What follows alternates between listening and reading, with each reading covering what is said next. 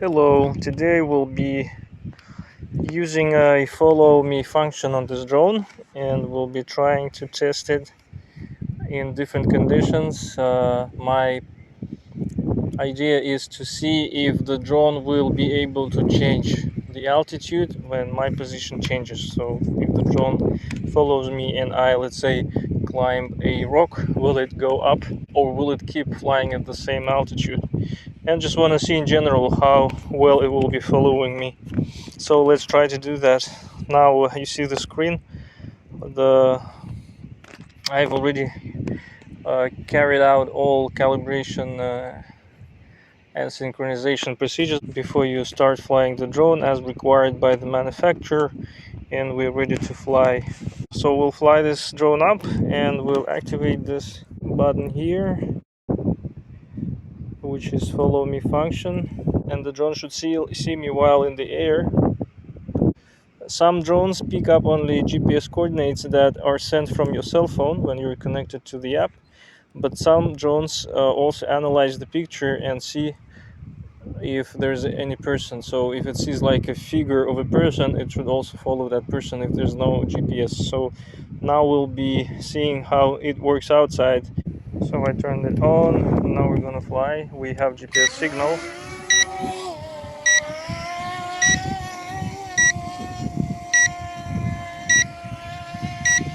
Now I'll turn it to my side.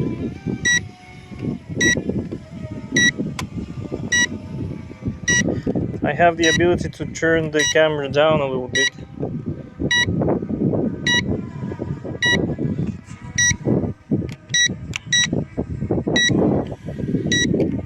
And now let's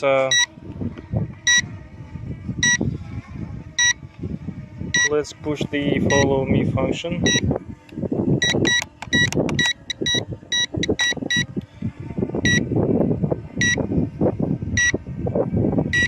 Now when it sees me, it should follow me, right? So now we can see that it's picking up some distance. There's wind. It's not advised to fly in the wind again. And I'll put the drone a little bit up. So now we're gonna just test the drone in regular conditions. Let's say I'm moving. It's not analyzing the picture for now. Usually you should see like a square on the screen, like a square in the screen, and I don't see the square. In some applications you would see the square.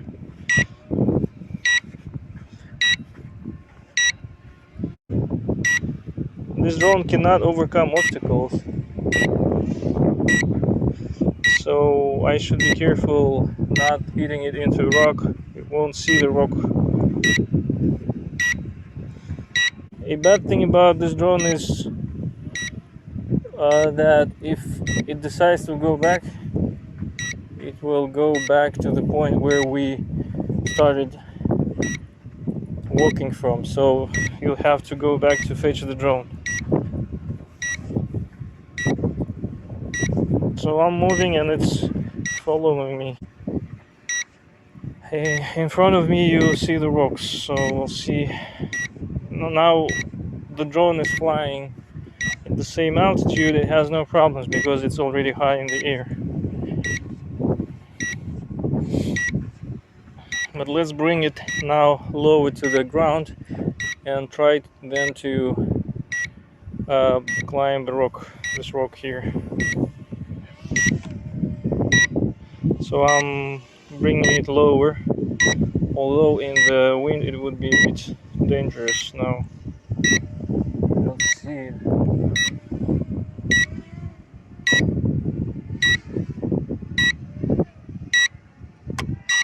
So now this is a good altitude to be able to test this.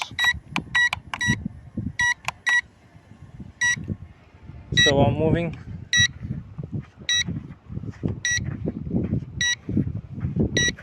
And I'm going to climb the rock now.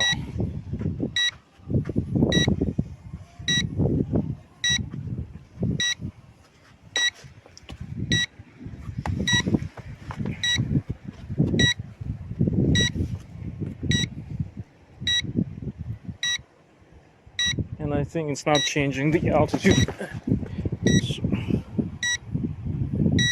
So I'm going up the rooks.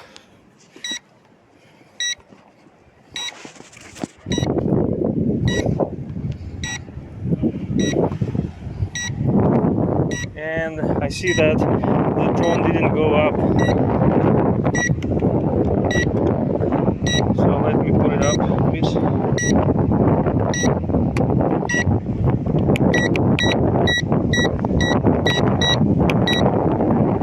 So as you can see, the drone doesn't change altitude when it's following you. So you have to adjust its position when you make it follow you. Okay, now let's go back. I climbed a very interesting rock, so let's go ahead and move ahead.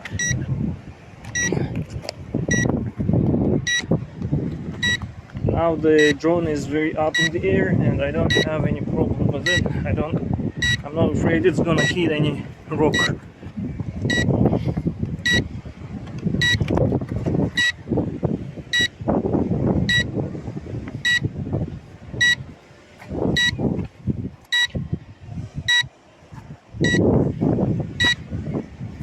Now let me try to run away from the drone.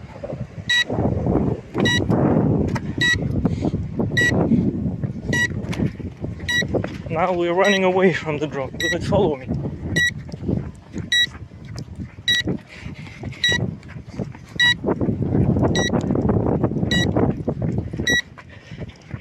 I have a function of moving the camera up and down.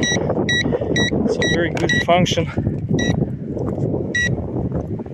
So now I'm gonna enter some other places. If we go too far away, we may forget a place where we started the drone. So maybe it's a good idea to sometimes land it so that it saves new coordinates and then start flying it again. But as you can see, it's following us. Let's run.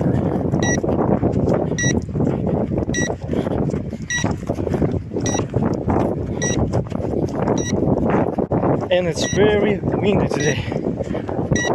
Now let's run into its direction.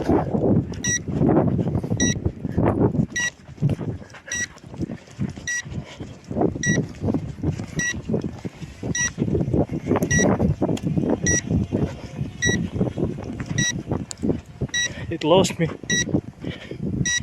It needs to readjust. But so as you can see, it's not analyzing the picture. So that's why it's not able to capture me.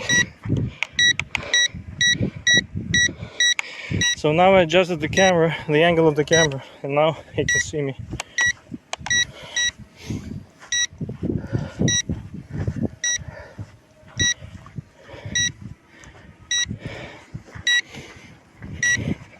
Well, let's put it lower to the ground.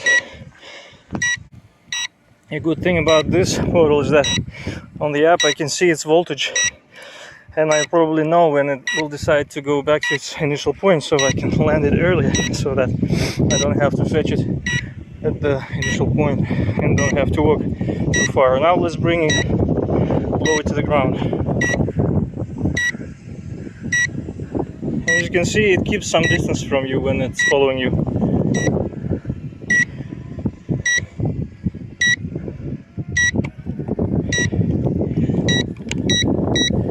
For example, if I bring it close to myself,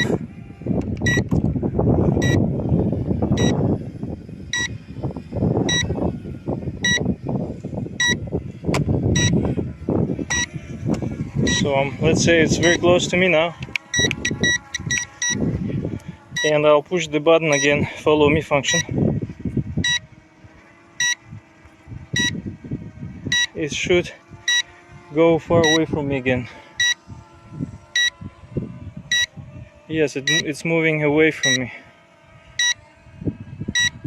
And it's kind of dangerous. It's moving actually into the grass, where there's high grass in there, and it's moving this way. So and it kind of went sideways. And now let's see what we're gonna do. It's still on in there, it's not moving, and now it's moving.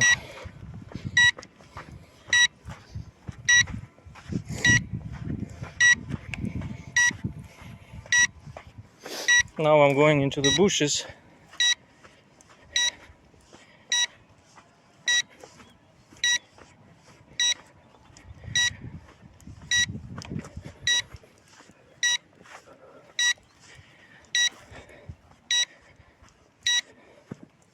And now probably I need to be careful. Uh-oh, so it's almost hit the ground. Actually, it's almost hit the grass, so I had to help it. Now I see it's moving into the bushes, so I have to put it up. So I put it up, and it's following me. It's a cool function, I mean, I like it. And I was right when I wanted a model with a function to be able to move the camera up and down. Very useful function. So that's how it works. And now I like this model. The only problem is that with this, its video is recording okay when recorded through the screen recorder on the phone, but not okay when it records directly to the phone because the frame rate is too low.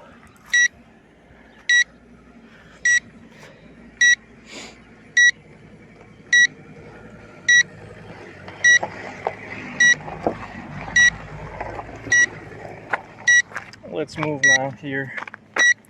Let's run.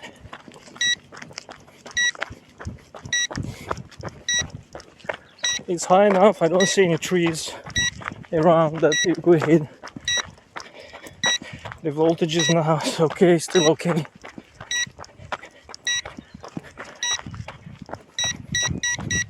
Now it says battery low. Please do not operate. So it's going back to its initial point. Look, now it's not going to listen to me, but I would like to land it. Let's try. Now let's cancel the home button. No, man is running away from me very quickly, but we can see where it's going to land. It's bad that it's going to land there.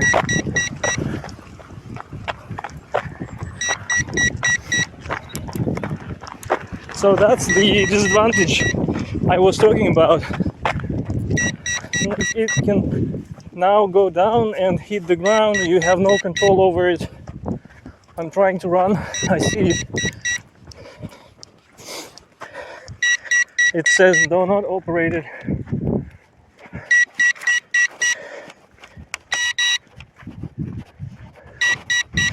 And I can't control it.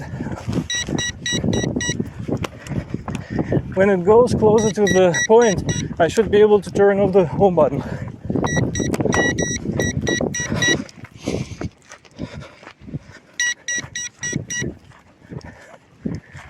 Now it has frozen in there.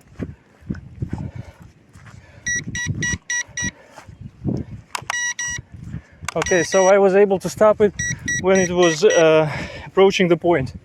So that's the solution. You don't have a control over it when it flies from you away, but then if you look at the camera, you can see if it's close or not, and then you can let it land yourself. When you come back closer to the point, now you can control it. So now I'm landing it myself to the point I wanted to land, so that no sand goes in, etc. So now I'm picking it up with my hands, and I just push the joystick downwards as if it was landing, and it should turn off the engine. So we turn off the engine. So I keep it in my hand, and I push the altitude stick downside, downwards, and in my hand it turns off the engines. So I hope it was useful to see how it works.